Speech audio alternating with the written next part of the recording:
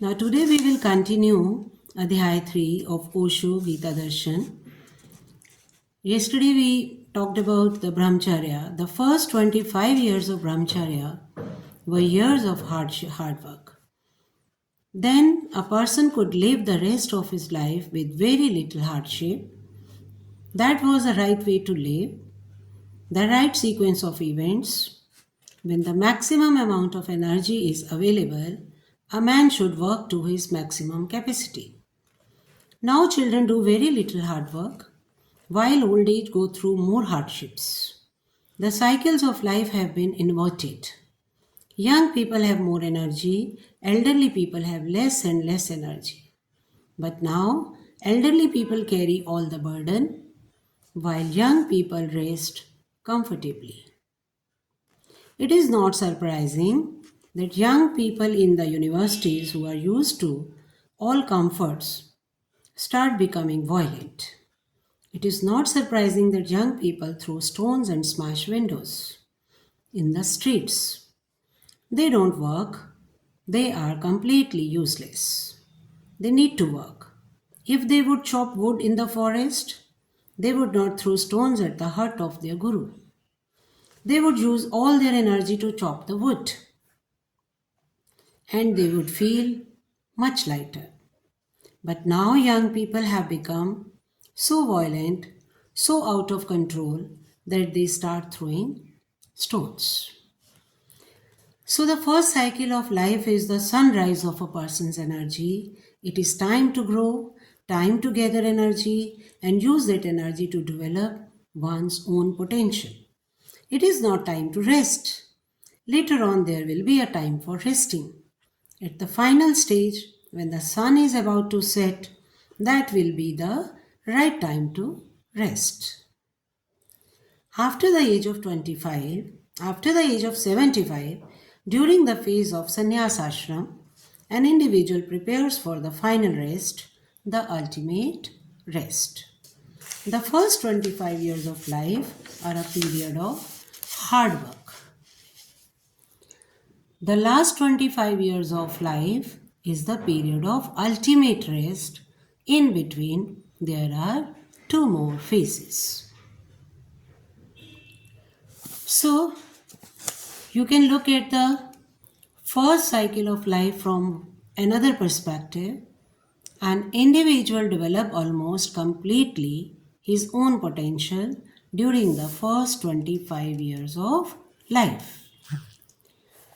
So this is the reason why in the past, during the first 25 years of person's life, people never had time to rest.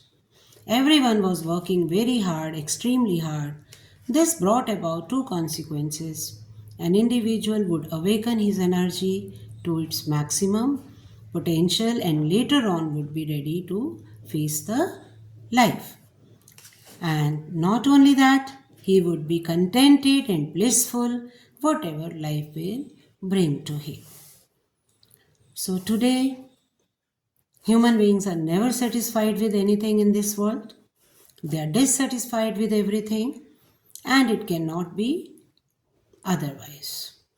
Because we have forgotten the art of being contented, the art of flowing with the river of life, an art that our ancestors knew.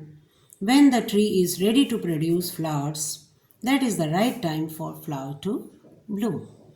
When the leaves start falling from a tree, that is the right time for a tree to shed its leaves. Once the tree has become old, it should not have any expectations as it used to have when it was younger. It is incredible that today we have lost all hope in our children because we should entrust our higher aspirations onto them. So during the phase of Brahmacharya, there was another experience which was part of those days. And I would like to tell you about it.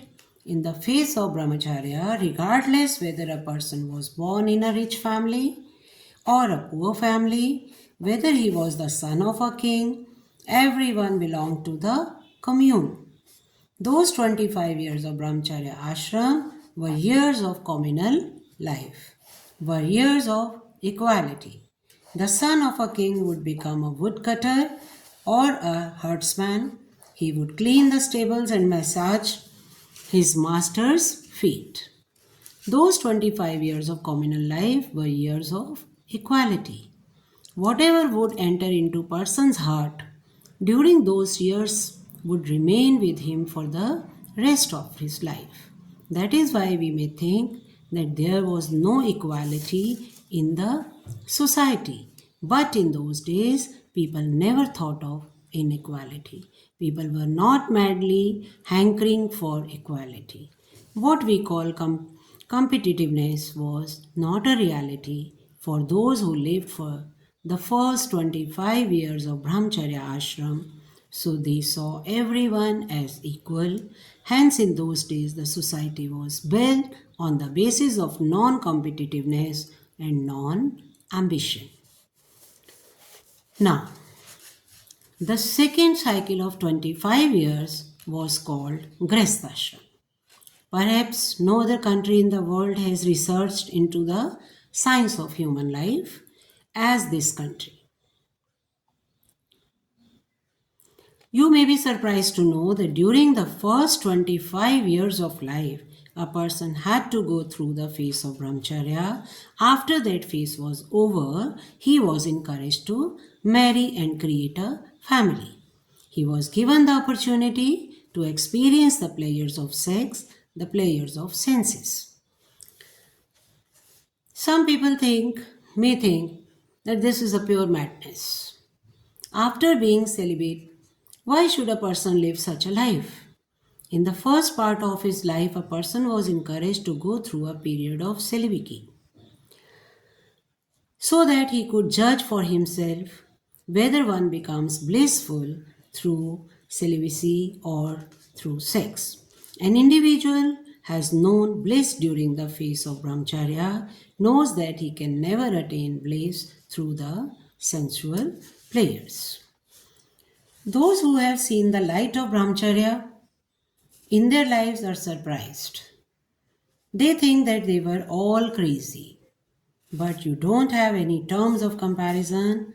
You have never known bliss. How can you compare? There is no way to compare. Yes, you know only one way of comparing. A man who has a relationship with a woman and is not happy in his relationship hopes to be happy with another woman. You know only one way to compare. If you cannot be happy, you hope that you will be happy with another one. If you cannot be happy with the next woman, you hope to be happy with yet another woman. So if you cannot be happy with this man, you hope to be happy with the other man.